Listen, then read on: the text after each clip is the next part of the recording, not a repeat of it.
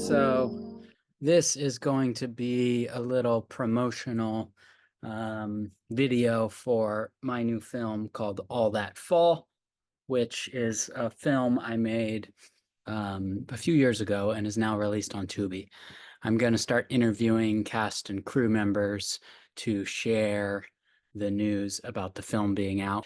And today we have Scott Kuza. He writes, he photographs, he acts. He's a great, great guy. We made this film for very little, very quickly. And we're really excited to get it out there into the world and have as many people see it as possible. Here's Scott. He's here. Well, I'm glad you're here. I'm glad we're doing this. I mean, I think I'll just kind of ask some like basic questions and we can just kind of talk. Well, first off, what's up with what you just worked on a TV show? Tell me about that. Yeah, that was great. The TV show is called High Potential. It's ABC's only picked up one drama for this year, and it's a 1 hour drama, and it's going to start in the fall. My guy named Wendell was just a lot of fun to play. The story is about his kids and what happens to them in that episode. But I got to work with some really great actors, and everybody was so nice. The director, Pete, there's Cosmo. Cosmo. Cosmo wants to direct. Cosmo, you were the director in that, and I can't say enough good things about everyone on that job. It was a really good atmosphere on set, which kind of reminded me of. I know we were flying by the seat of our pants with All That Falls. The set felt at ease, like an independent film set, where you're allowed to make a mistake, and the main cast, you know, would, if there was a flub, it was no big deal. You keep going, and that idea, that it reminded me of indie filmmaking in that sense. I thought they brought that camaraderie where everybody is very welcoming, and there's like you checked your ego in at the door, and you were here to serve the purpose of the story, and it wasn't us to judge if it's good or bad. It's us to do the job. Yeah. And I felt like that lent itself a little bit to independent filmmaking for sure. How quickly did they move? Did 3 takes, 5 takes, 8 takes? Yeah, What pretty much three to four takes, It's crazy and that they that's what were, they're doing these days. Yeah. yeah, they were moving. Yeah. And I think like the beauty of doing independent film, like what we did on your films and All That Falls. There you go. I've got all kinds of noise going here. I forgot I had the dryer on. And the beauty is that you want to move. I think it's good. You've told me before, even with self tapes, is when you got like what you got is gonna, it might get incrementally it's a little bit better, but for the most part, it's going to be, it's like this is it, and I think, gosh, I don't know, you as a director, I guess the question would be for you, you have to just kind of move on, and Especially when you're up against time and money, like you said. And with All That Fall, we did it for 10K in 10 days, and you don't have much time there at all. So you got to be really planned and really move, and we certainly were. But it's funny because you say like my directing and my acting, they're two different hats. And I just got off this thing in this little short in upstate New York, and it's the 3 take thing, and maybe give or take two or three more or less. But I always say when I'm on these sets, like, I can't wait. I want to do the Fincher equivalent. I want to work with him. I want to work with somebody who wants to be that obsessive with possibility, because I have never experienced what it's like to do 70 takes. And I'm really effing curious what that would result in. And until I do it, I may eat my words and be exhausted and hate it and say, you feel like a machine. But boy, do I want to do it, to try it. And I think the director hat says, yeah, I think you're right. It's like only incrementally different unless you're really shaking it up. And that's the actor like deciding, I'm just going to completely do something different and throw it all out and try something fresh and new. Or if the director comes in and says, let's come at it, we're coming at it from Northwest, let's try Southeast. And then I think it is valuable to burn a bunch and see what you get. but again, going back to schedule, right? Even though in the end of the day, there's producers and people there, and as you know, you have to move on. You only got people for a certain amount of time. That's right. Everyone, all the moving parts to make a film, as you know, you had 10 days. But the thing about that can't be understated, especially with what you did in All That Falls, is that we had a lot of preparation, especially the main actors, the main character, excuse me. They had a lot of preparation pre, and you took every role, you gave it that sort of Zach care, where I think you did bring the actor side of it, and you were honoring that part of yourself to allow us to rehearse, think about the clothing. So we showed up because you knew you were on such a tight schedule. You knew that it wasn't going to be let's get 26 takes of Sean.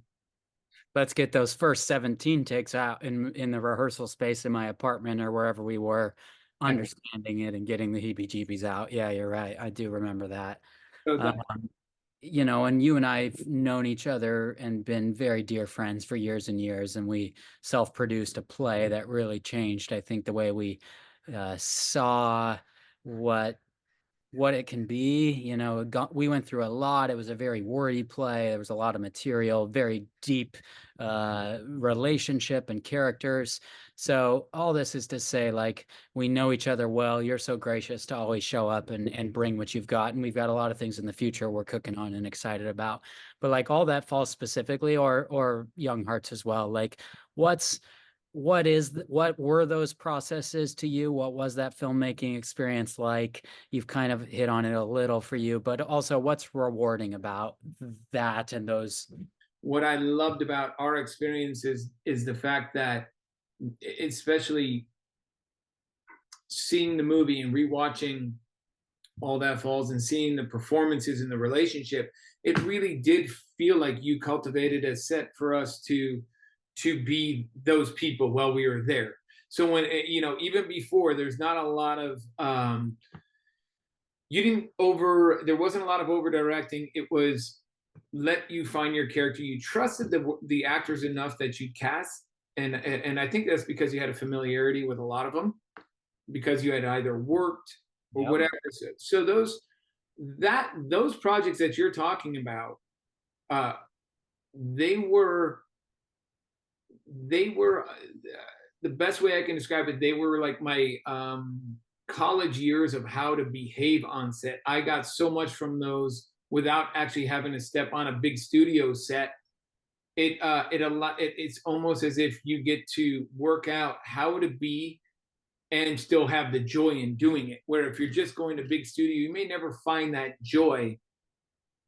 Yeah, I draw you absolutely. I sing that song too, man. Dropping into Under the Banner of Heaven up in Canada. I remember talking to you during that time and like, yeah, the film I made before was with you, John Michael's The Send Off, that which is now on streamers. And we made that real kind of contained set, small family group, ensemble, filmmaking camp, DIY thing. And you're in it and you're devoted and you're bringing your A game, but it's a small $50,000 movie. But it may feel a little larger, but it feels like family. And then I get dropped into Under the Banner, and it's $200 million, and I'm in 3 episodes, but they're just little expositional blips. And it's like, okay, now's the time to fly and shine, but now's also the time to shake in your boots because this is a big fucking production and you can't slow it down with your heebie-jeebies. So just trust yourself, do the fucking scene. But like, you're right, man. They're completely different worlds. And unless you're leading it, and I'm Andrew Garfield, which I wasn't in that's Andrew's job. Like, you just got to drop in and nail it and move on. Yeah, that's a great point. But that's the beauty of having those experiences that we got to share, not only from producing the play, as you said, A Steady Rain, but going from that to actually shooting our scene in that theater that you chose, where you and I had just spent months of really blood, sweat and tears. And what a crazy experience. Unless you could have been in our skins, it's really hard to describe, like you said, the depths of where you had to go. And we had our ups and downs and our fights as the two characters would have. And maybe that's not for everyone, but that was for us. That worked for us. And I think that your ability to, and one of the things I've taken from those experiences on the independent projects is that they do translate. That work does translate to the work you're doing, because it's this quiet confidence builder that you can go there, and you're right, just let it go. When I was on set recently, again, you're right, those budgets are huge. I mean, they got so much money, but if you just think of yourself as that guy in the theater or that guy on the set of an independent film, and your purpose is to serve the story, especially not to take away or take anything away from the main character. You're literally playing to serve story and move it along. I think there's a value of taking that takes the pressure off. Mm. And I feel once the camera's rolling, I think it's normal to have those pre jitters or whatever.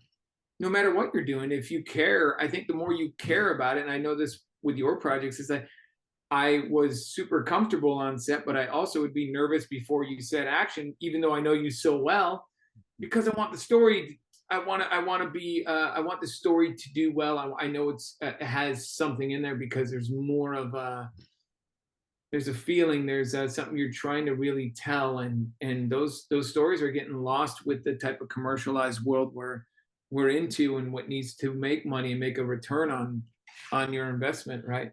Yeah, and that's where we're looking for people to check out All That Fall, because it's a tiny movie that that means a lot to me and to the people who showed up to help and to make it hopefully powerful. And like, it's I do this stuff, act and make movies and all of it because I have to. It's that simple. That's what I've come to at 40 years old. I just have to do it. It's what I know. I don't see any alternative.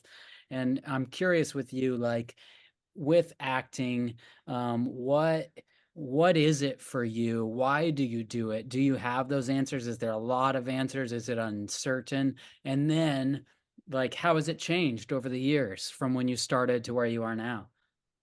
Yeah, How that's a you see it or how you do it, all that.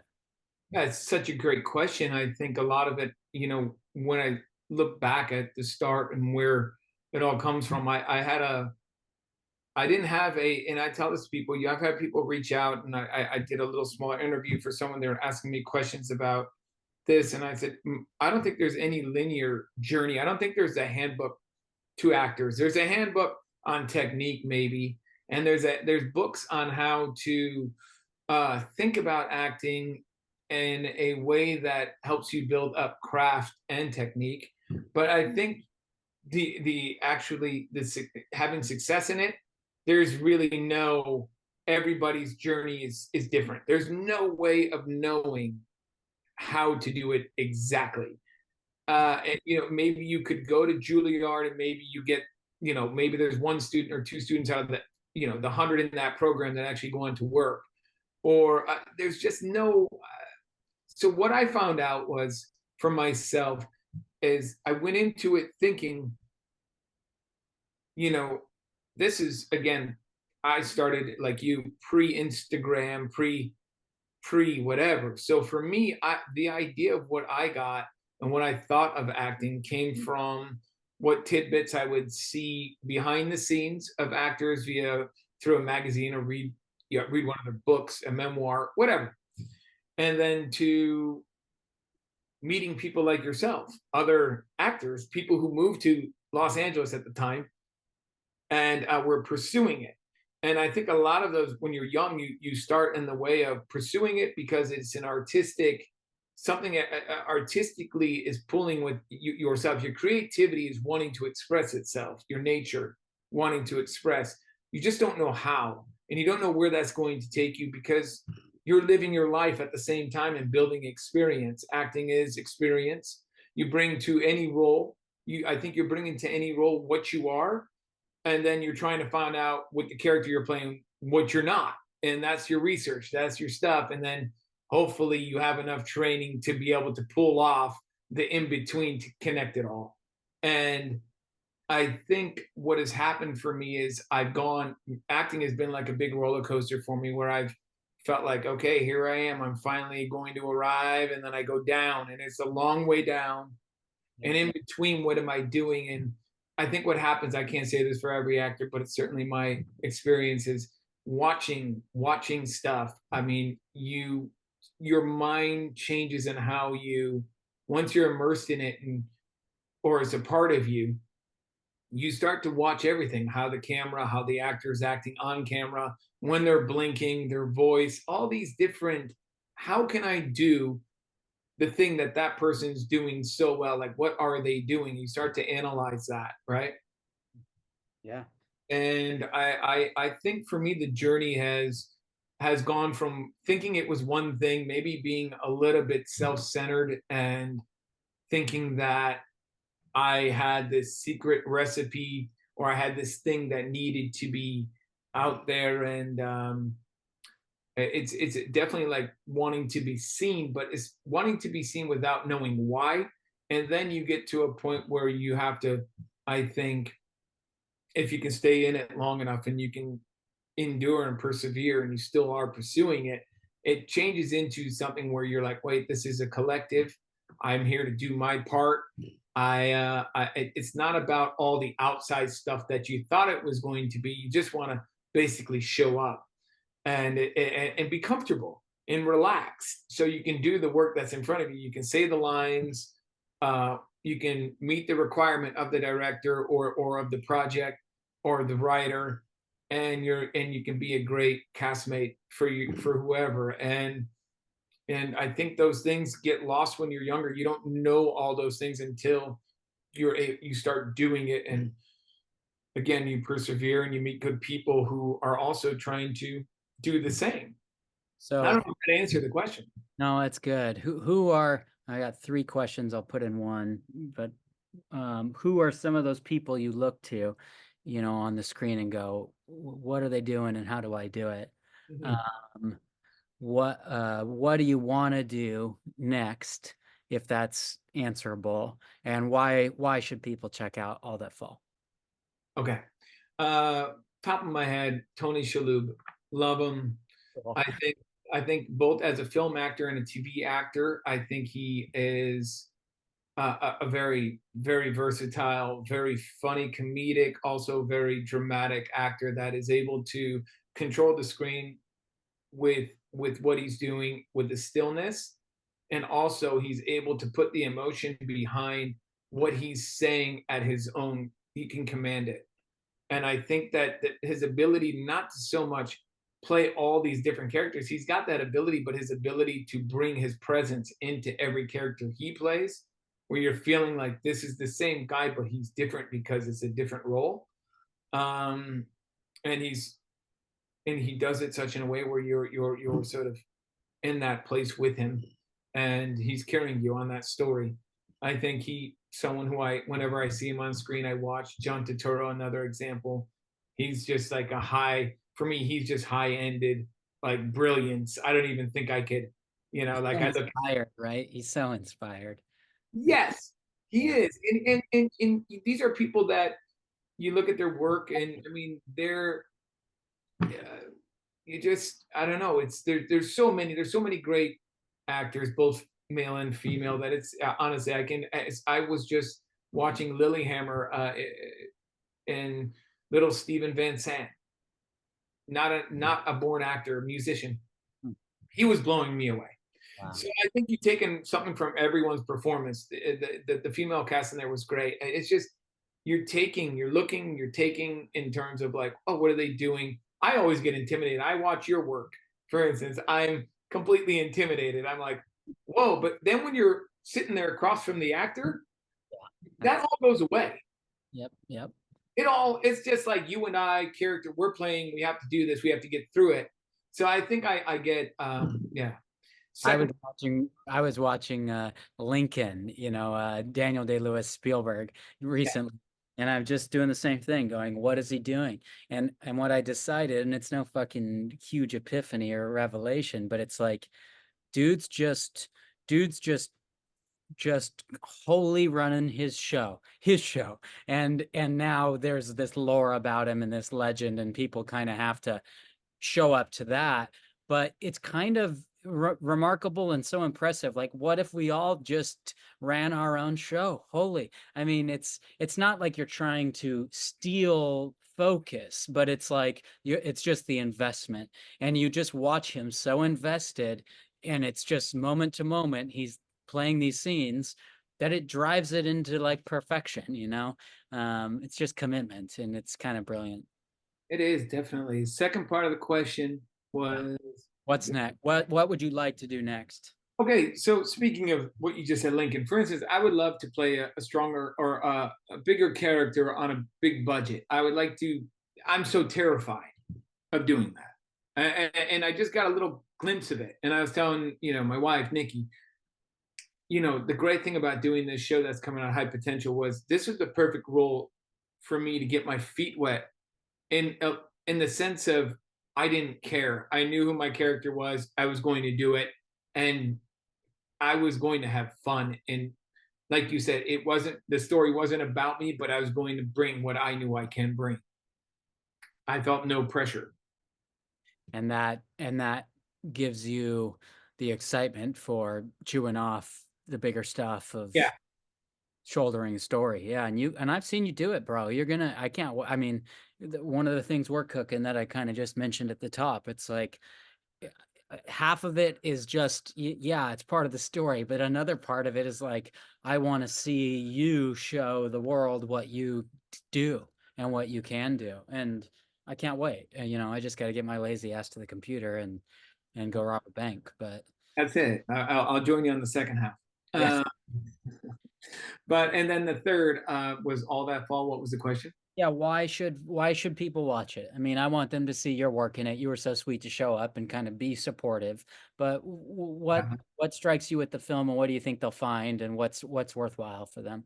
Yeah, I would say the performances. If you're someone in the direction combined, but really the performances were so nuanced and so honest that I think that um, what you did get in those 10 days was again that whole process that you had put in and all the actors had put in beforehand.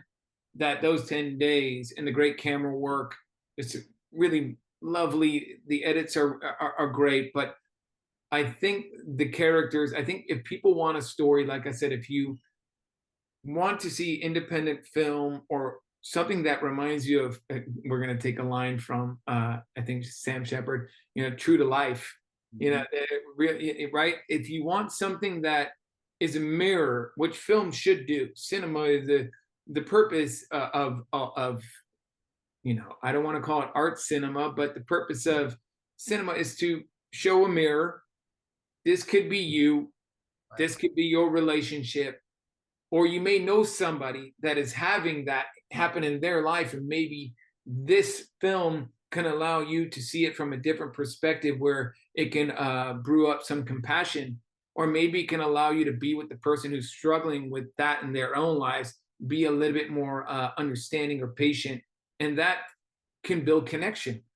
And so I think this film has the potential to give back in the sense of a reflection of ourselves, our faults, our triumphs, and also allow us to have a connection because of it. And that's what we're trying to do. We're trying to strip down all the stuff that make us the brand names that are being put on us all day and walking out there and we're all consuming and doing this and that.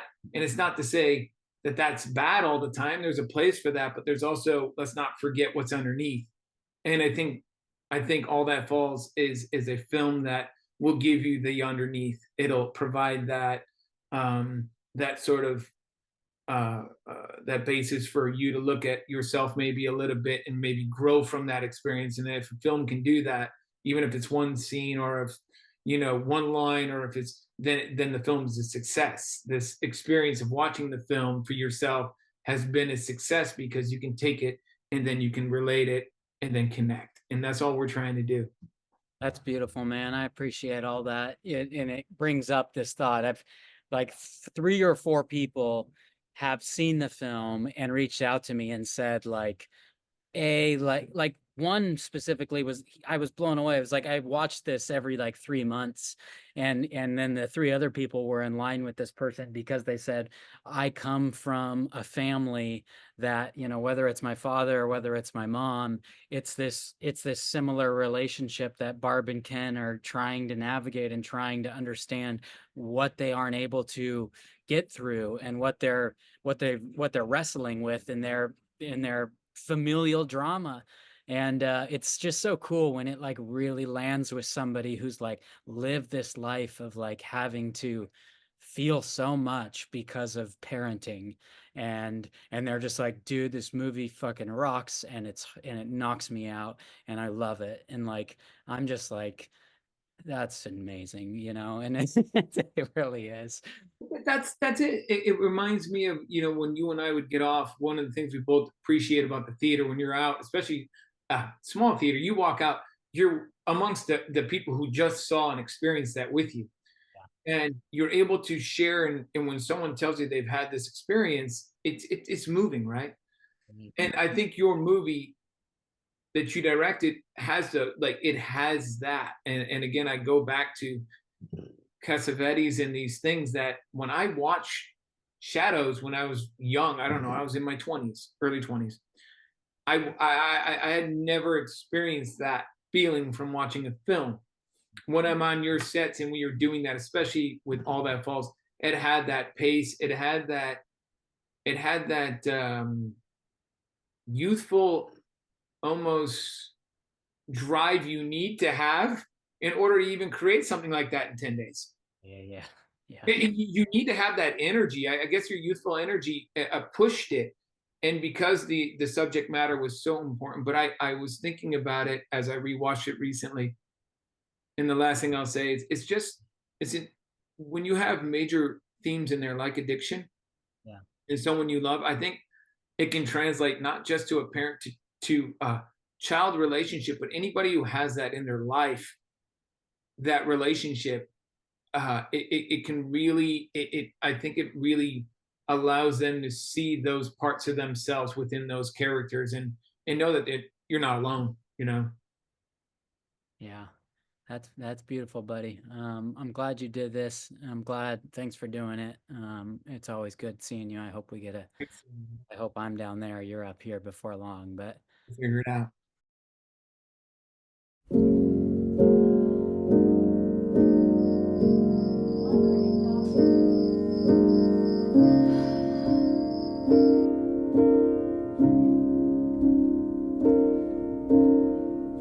You sure you're good?